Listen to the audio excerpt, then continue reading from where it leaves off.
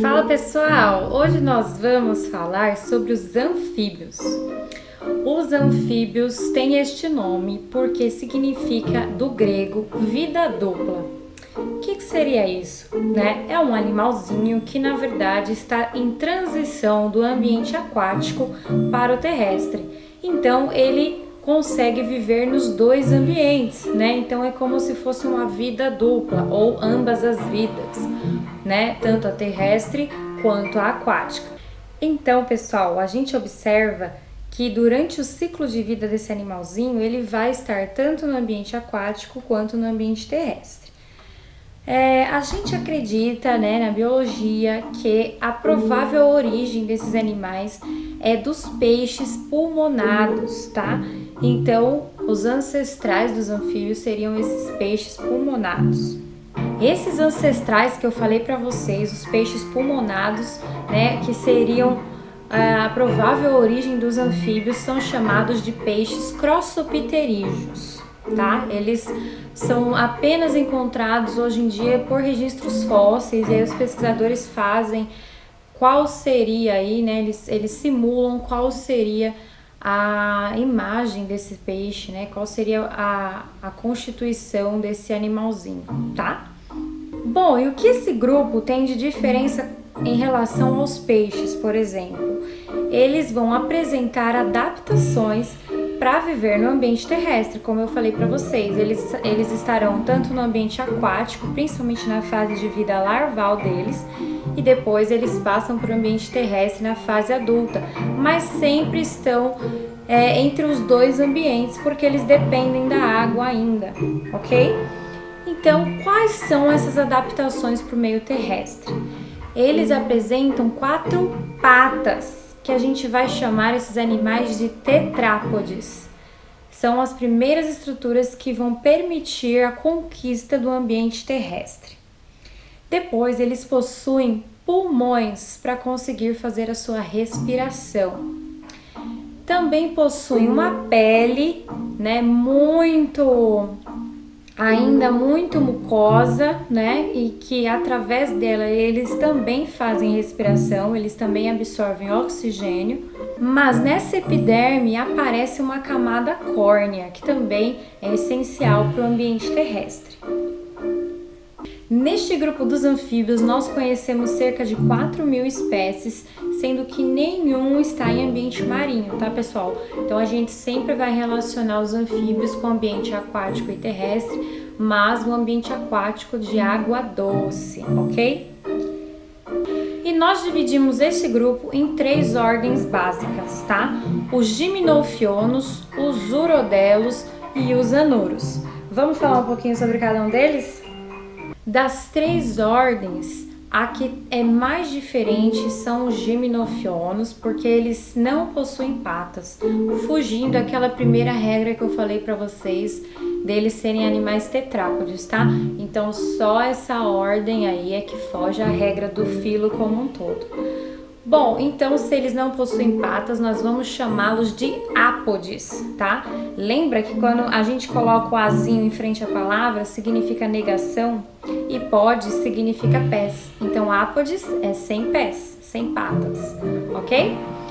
Bom, quais seriam os exemplares dos gimnofionos? Quem são eles? São as cobras cegas ou também as chamadas cecílias, tá? Então, quando a gente observa esse anfíbio, aparentemente ele pode lembrar para você uma cobra, uma serpente, ou ele pode lembrar também um anelídeo, mas ele não é nenhum dos dois, tá? Ele é um anfíbio. Por quê? Pelas suas características fisiológicas, características de hábito de vida e muitas outras que o classificam dentro do grupo dos anfíbios. Esses animaizinhos são confundidos muitas vezes com os anelídeos que eu comentei, justamente porque eles têm um desenho de anel no corpo, tá? Mas eles não são anelídeos, são anfíbios e são chamados de cobras cegas porque os seus olhinhos são atrofiados. A segunda ordem dos anfíbios são os urodelos. Os urodelos já vão possuir as 4 patas, são tetrápodes, como eu falei lá no comecinho do vídeo, e eles também apresentam uma cauda longa que não some na fase adulta deles, tá? Ela permanece a vida toda. São as chamadas salamandras ou também os tritões. E a gente tem várias espécies diferentes e curiosas nessa ordem, como por exemplo o axolote, que virou inclusive pet, tá? Tem pessoas que criam ele em casa como um pet exótico, lógico que tudo certinho aí com registro, né? E nós também temos algumas salamandras que são bem coloridas, apresentam cores fortes, né? E essa coloração costuma indicar em muitos animais a presença de toxinas. Então, sempre que você observar um animalzinho muito colorido, o ideal é não chegar perto dele, certo? Os urodelos também não apresentam escamas e possuem uma pele glandular. Muitas pessoas acham eles semelhantes, né, o formato do corpo semelhante às lagartixas. Mas não esquece que lagartixa é réptil, viu? E a terceira e última ordem dos anfíbios são os anuros, que provavelmente são os mais conhecidos porque são os famosos sapos, as rãs e as pererecas, né? Estes daí, eles têm 4 patas também, pele mucosa, como a gente falou lá no comecinho do vídeo, e eles apresentam fase larval quando pequenos, né, quando filhotes. Essa fase larval dos anuros é a que a gente chama de girino. Com certeza você já viu um girino por aí, em algum lago, né, em algum parque. A gente sempre observa no ambiente aquático a presença de girinos, tá? Então, o girino, que é a fase larval do anuro, ele vive em ambiente aquático, até que ele vai passando por um processo de metamorfose para se tornar um sapo jovem e depois um sapo adulto, e aí sim conseguir conquistar o ambiente terrestre. Se liga nesse videozinho aí que vai mostrar o ciclo de vida dos anuros. Os ovos do sapo ficam na água em conjunto. Ficam grudados uns aos outros por uma massa gelatinosa.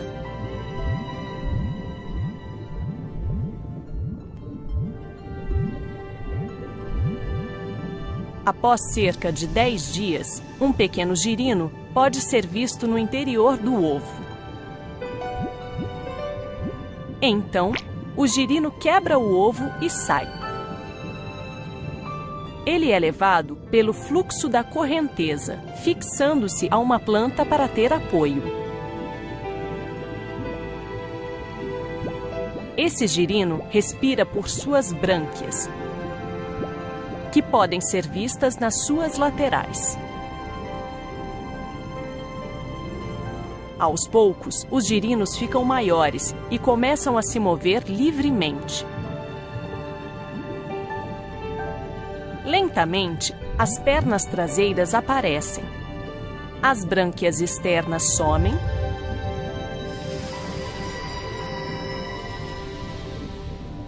E a fenda branquial também desaparece,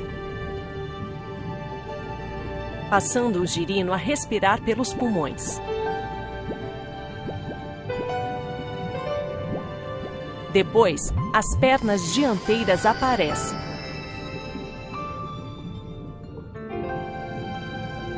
Vemos então que a cauda começa a encolher.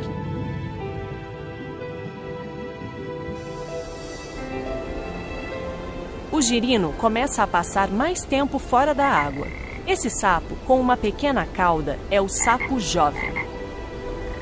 Por fim, a cauda some completamente e ele vira um sapo adulto. O interessante é perceber que os anuros apresentam cauda na fase larval. Porém, quando eles crescem, eles vão perder essa cauda. E aí o animalzinho adulto, ele não possui cauda, possui 4 patas e tem o corpo curto. Além disso, eles são tetrápodes saltadores. Sim, eles são adaptados especificamente para conseguir dar grandes saltos, que é uma característica bem comum dos sapos, das rãs e das pererecas também. Bom, gente, e como que a gente diferencia sapo de rã e de perereca? As pessoas confundem muito isso, né? E na verdade não é tão difícil assim, tá? Tem gente que acha que a rã é a mulher do sapo, não tem nada a ver isso não, tá? Sapo pode ter macho e pode ter fêmea, assim como a rã nós também teremos os machos e as fêmeas. Bom, qual a diferença principal? A gente consegue observar esse animalzinho e dizer se ele é um sapo, uma rã e uma perereca. Como? Os sapos normalmente apresentam duas glândulas acima da região do ouvido deles, uma de cada lado da cabeça, que possuem veneno. É o seu mecanismo de defesa. Mas esse mecanismo de defesa só é ativado caso a gente pressione essas glândulas, tá? Então, por exemplo, um predador que vem abocanhar esse sapo acaba apertando com a própria boca dele essas glândulas de veneno. Então o veneno esguicha nesse predador, muitas vezes ele vai soltar o sapo e aí o sapo consegue fugir, né? Então esse é um mecanismo exclusivamente de defesa, tá? O sapo não vai chegar e espirrar veneno em você de longe, tá? Isso não existe, isso é mito. Bom, e essas glândulas de veneno, elas não estão presentes nem nas rãs e nem nas pererecas. Então, você olhou para o bichinho e viu essas glândulas de veneno que são bem visíveis, você já sabe que ele é um sapo. Já as rãs, pessoal, elas são excelentes nadadoras porque a gente vai observar uma estrutura nas patinhas delas que são chamadas de membranas interdigitais. Então, entre os dedinhos da nossa rã, a gente vai ter uma ligação entre eles, essas membranas, que ajudam muito esse animalzinho a nadar. Então, elas são excelentes nadadoras. Então, tá aí a dica. Olhou o animalzinho e viu membrana interdigital, não é sapo e nem perereca, é rã. Bom, pessoal, e por último, as pererecas, elas possuem outra estrutura também em suas patas, que são pequenas bolinhas em cada dedo, né? E essas bolinhas, elas geram mais aderência no ambiente, nas superfícies, e a gente só vai observar essa estrutura nas pererecas. Então, olhou para a patinha do bichinho, viu essas bolinhas nos dedos? É perereca. São as chamadas ventosas circulares. Legal, né? Algumas características fisiológicas gerais de todos os anfíbios também são importantes. Por exemplo, eles fazem a sua excreção através da cloaca, tá? Que vai ser um local que desemboca canais tanto genitais quanto urinários. E a sua secreção principal vai ser a ureia, tá? Os anfíbios possuem órgãos sensoriais como os olhos e as orelhas que ficam logo atrás dos olhos e também possuem sexos separados. Seus ovinhos não têm casca, justamente porque eles dependem do ambiente aquático, né? Então costumam ser ovinhos mais gelatinosos, tá? E a fecundação que eles fazem é externa. Então a fêmea vai depositar seus ovinhos e o macho vai depositar o seu material genético por cima, fazendo a fecundação fora do corpo deles. Beleza?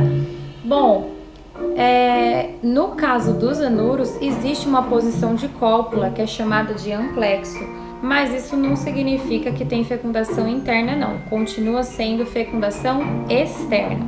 Uma novidade evolutiva nesse grupo são o que a gente chama de cinturas ósseas, justamente os locais do esqueleto onde se encaixam as patas que a gente comentou que surgem primeiro neste grupo.